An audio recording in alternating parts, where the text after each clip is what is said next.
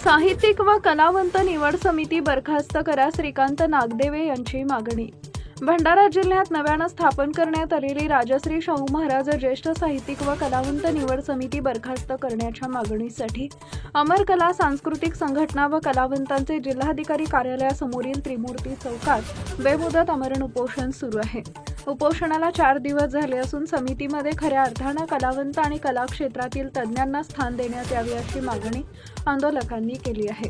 सध्याच्या समितीमध्ये एकही सदस्य कलावंत नसल्याचा आरोप संघटनेनं केलेला आहे। मानधन योजनेत गैरप्रकार होऊ नयेत आणि गरजू व पात्र वृद्ध कलावंतांना न्याय मिळावा यासाठी प्रत्येक तालुक्यातील तज्ज्ञ कलावंतांची समितीमध्ये नियुक्ती करण्यात यावी अशी मागणी करण्यात आली आहे। तसेच समितीतील सदस्यांची कलाकार म्हणून पात्रता तपासावी आणि प्रलंबित सन 2025 ते 26 ची बैठक घेऊ नये अशी मागणीही करण्यात आली आहे। या मागण्यांचे निवेदन संबंधित मंत्री, अधिकारी आणि सांस्कृतिक कार्य संचालनालयाला देण्यात आले आहे।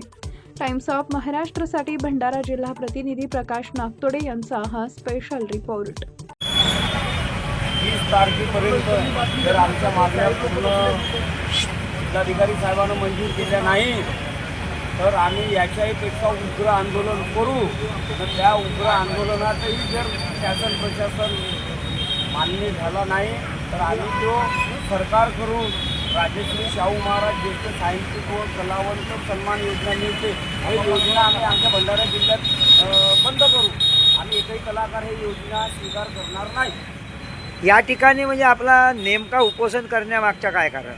आमच्या म्हणजे याच्या अगोदर अनेक वेळा आम्ही जिल्हाधिकारी साहेबांना आणि संबंधित सांस्कृतिक मंत्र्यांना निवेदन दिले की ह्या सदर योजनेत फार मोठा भ्रष्टाचार होत आहे। ह्या योजनेमध्ये हे कलावंतांसाठी योजना आहे, परंतु ह्या निवड समितीमध्ये कलावंतांना स्थान देण्यात येत नाही। फक्त 7ही तालुक्यामधील जे सदस्याची निवड होते त्या ठिकाणी राजकीय व्यक्तींचा समावेश होत आहे। त्यामुळे आम्ही शासनाला आणि जिल्हाधिकारी साहेबांना वेळोवेळी निवेदन दिले की 7ही तालुक्यातून नामवंत लोककलावंतांना ह्या समितीत स्थान द्या आणि 10 दिवसांच्या आम्ही त्यांना अल्टिमेटम दिला की 10 दिवसाच्या आत जर ही समिती रद्द केली नाही तर आम्ही आंदोलन सुरू करू आणि दिनांक 24 तारखेपासून या ठिकाणी आम्ही आंदोलनाला सुरुवात केलेली आहे। एकाच तालुक्यातील 4 लोकांना स्थान दिले आहे आणि इतर तालुक्यातल्या लोकांना डावलले आहे। तर यावर तुमचं काय मत आहे? या ठिकाणी म्हणजे फक्त भंडारा तालुक्यात काही कलावंत नाही आहेत, 7ही तालुक्यात आपल्या भंडारा जिल्ह्यात कलावंतांना जास्तीत जास्त कलावंत म्हणजे भंडारा जिल्ह्यात आहे। जर 7ही तालुक्यात जर लोक कलावंतांना स्थान दिले तर इथल्या ज्येष्ठ आणि वृद्ध लोक कलावंतांना आपण न्याय देऊ शकतो, अन्यथा न्याय देऊ शकत नाही। त्यामुळे प्रत्येक तालुक्यातून एक लोक कलावंतांना स्थान देण्यात यावे अशी आमची मागणी आहे।